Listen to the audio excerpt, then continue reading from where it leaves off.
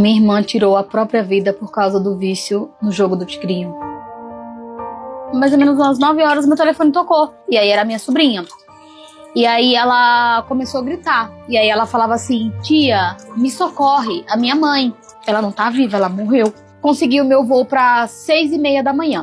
Missão Velha, Ceará. É no Cariri, região do Ceará. E aí a minha prima me ligou. Ela falou assim: a gente não tem dinheiro para enterrar. Eu falei: tem, a minha mãe recebeu uma precatória e o dinheiro tá na conta. Ela falou: não tem nada. Quando eu abri a torneira não veio água. Eu falei: mãe, não tem água? Ela falou: não, só tem água na mangueira do quintal. No lado da pia tinha uma sacolinha com um pacote de arroz e um pacote de feijão. E aí eu peguei pra colocar no armário. Quando eu abri o armário, vazio. E aquilo já me assustou. Por quê? A prioridade da minha casa nunca foi trocar móvel. Sempre foi comida. Passei pelo aquele momento de ver ela no caixão e me perguntar, já não era mais a minha irmã, porque o rosto não era o mesmo, a cor não era a mesma. Ela já estava completamente diferente. Quando a gente terminou de velar, de enterrar, minha prima sentou e falou assim: agora eu preciso falar com você. Pega aqui o telefone dela. E ela nunca foi de escrever, ela gostava de mandar áudio. E aí no comecinho os áudios eram sempre assim: o que tá acontecendo? A plataforma não tá pagando. E aí eu abri e tinha várias transferências de várias contas. É um jogo muito manipulador, é um jogo muito sujo. E aí em outubro ela mandou assim: eu tive um ganho de 50 mil reais, mas o valor sumiu.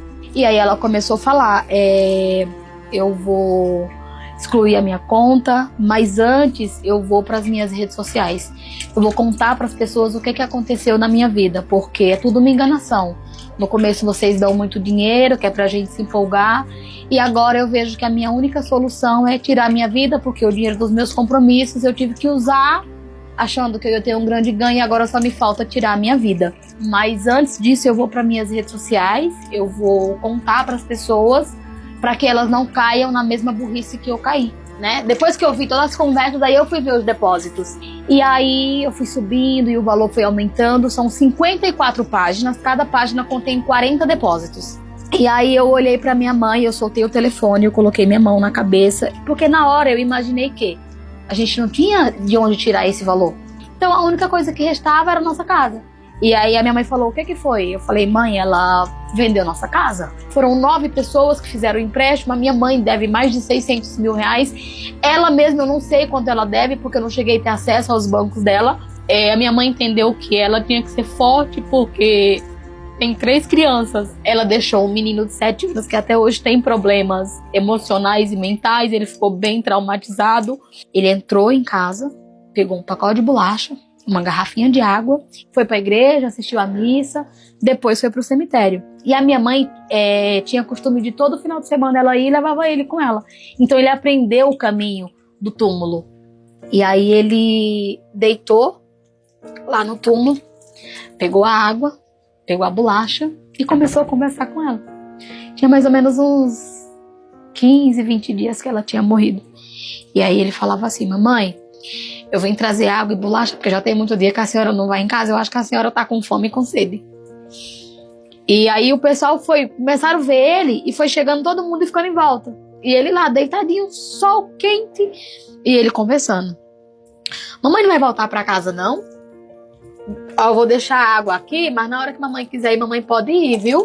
Uma pessoa, uma mãe, que tem 3 filhos sem pai, chegar ao ponto de tirar a vida, você vê que a pessoa ela não tem sanidade nenhuma. Então julgar uma atitude dessa é desumano, porque mãe nenhuma quer o sofrimento do filho, sabe? Eu acho que em algum momento ela queria aliviar a pressão psicológica devido a tanta dívida, devido a tanta conta, porque eu entendia o que os jogos faziam, tanto que eu já tinha recebido várias propostas, porque eu tinha um número significativo de seguidor. Eu entendia que para mim ganhar alguma coisa, alguém tinha que perder.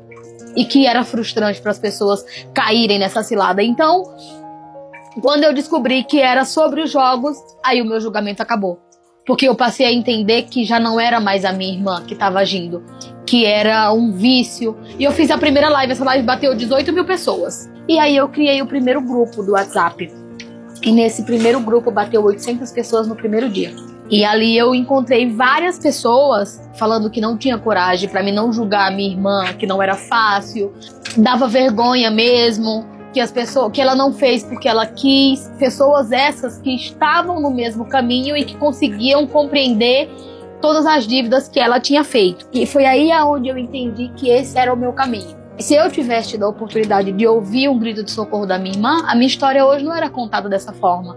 Eu poderia estar contando sobre o jogo, mas sobre a minha irmã que eu consegui salvar. Hoje a gente tem 21 grupos, a gente soma quase 10 mil pessoas. A minha irmã me deixou essa missão. Cada família que eu encontro, que eu entrego a verdade do que está acontecendo, eu sinto que eu salvei uma Ângela e uma família, sabe? Eu sinto que uma família não vai passar por tudo que eu passei, pela frustração de descobrir do nada, porque eles têm vergonha de falar, eles não falam com a família. Muita gente também critica, julga, tem aquele famoso jogou porque quis, o influenciador não foi na sua casa obrigar.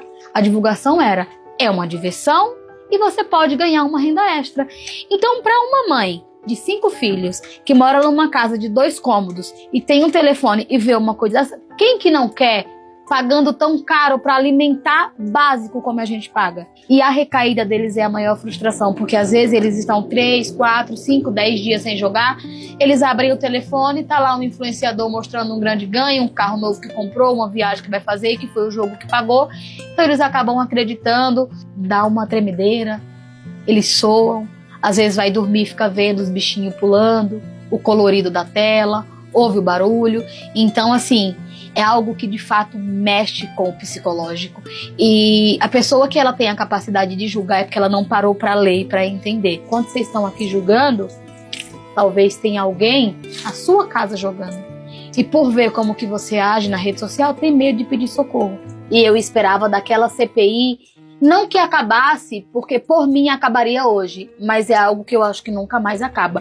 Mas eu imaginava uma regulamentação que acabasse com as divulgações, que é o maior fator da recaída, e ver o Senado, sabe? As pessoas que fazem um juramento, que pedem o nosso voto dizendo que vão nos proteger, glorificando e defendendo uma pessoa que contribuiu para tanta pobreza, quando a população mais pobre estava acreditando que viria dali, daquele Senado, um mínimo de resposta. Mas eu me senti humilhada. A forma como debochavam da situação, das histórias, como era dito.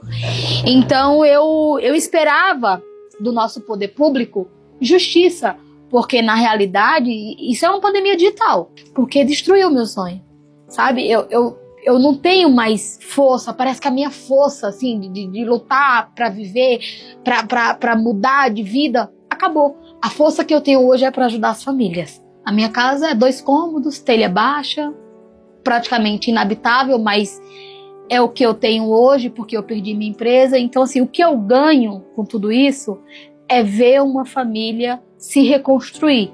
E para mim não existe pagamento melhor do que isso, sabe? É fazer pelas pessoas o que eu não pude fazer pela minha irmã.